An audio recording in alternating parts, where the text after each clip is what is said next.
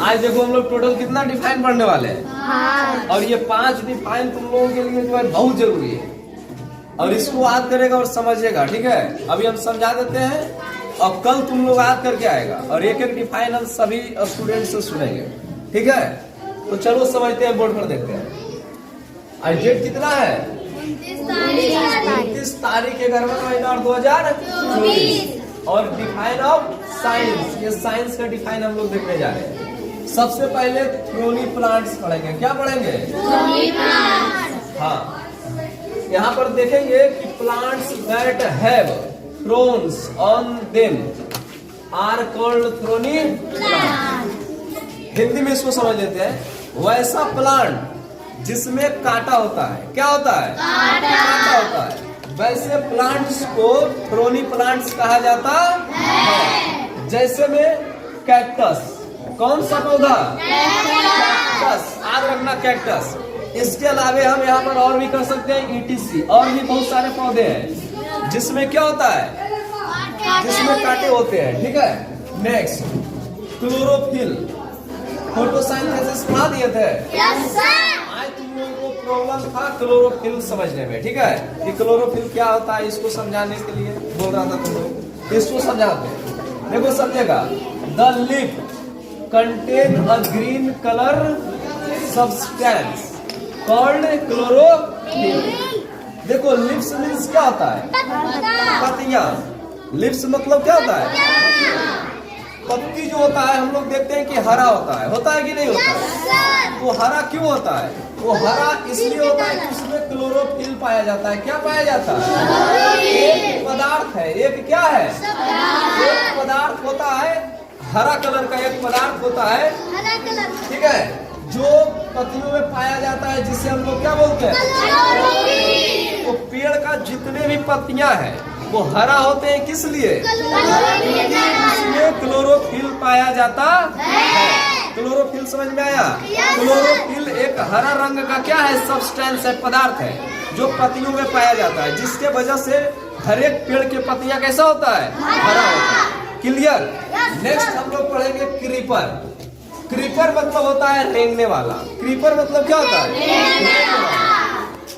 देखो, plants that grow along the ground. Plants that grow along the ground.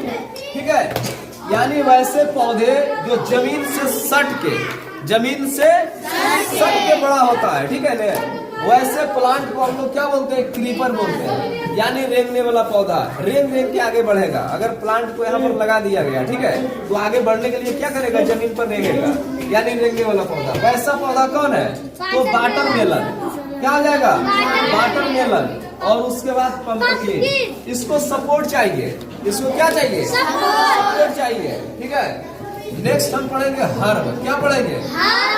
Herb उसके मतलब होता है जड़ी बूटी। क्या होता है? जड़ी बूटी।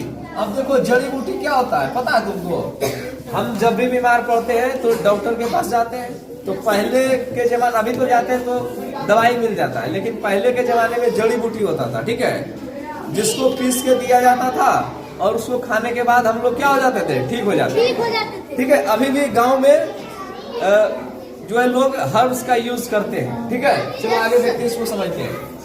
Herbs are very small plant which have green and soft stem. यानी कुछ पौधे कैसा होते हैं? तो बहुत छोटे हैं होते हैं। ठीक है, और उसका जो क्या होता है? स्टेम। उसका क्या होता है?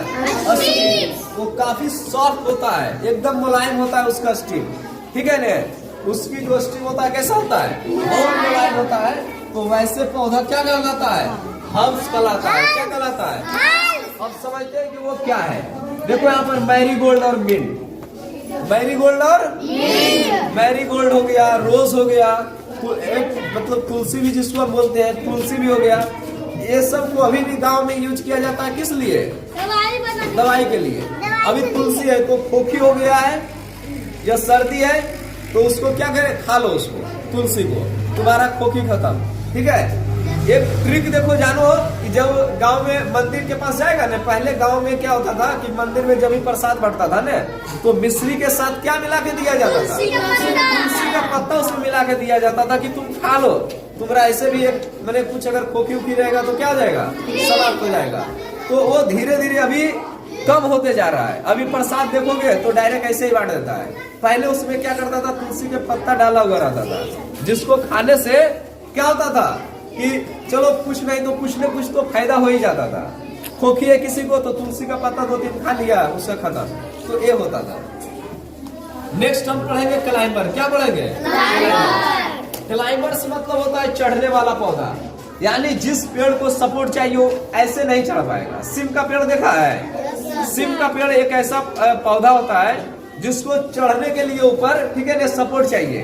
बांस हो गया या रस्सी का सहारा दो, कद्दू हो गया तो कद्दू को भी बांस से लेके जाओ ऊपर, बांस का सहारा दो या फिर रस्सी बांधो तब ऊपर जाएगा, ऐसे नहीं होने वाला है, ठीक है। तो कहता है कि plant that can not grow straight, plant that can not grow straight up as they, ठीक है, have weak stem so they take support of other object, ठीक है। यानी वैसा प्लांट जिसको वो स्ट्रेट सीधा अपने आप नहीं जा सकता है, उसको सपोर्ट देना पड़ेगा किसी ऑब्जेक्ट के द्वारा, ठीक है, तब वो क्या करेगा, ऊपर जाएगा। वैसे पौधों को हम लोग क्या बोलते हैं, क्लाइंबर बोलते हैं। एग्जाम्पल में जैसे मनी प्लांट, कभी मनी प्लांट देखा है पौधा?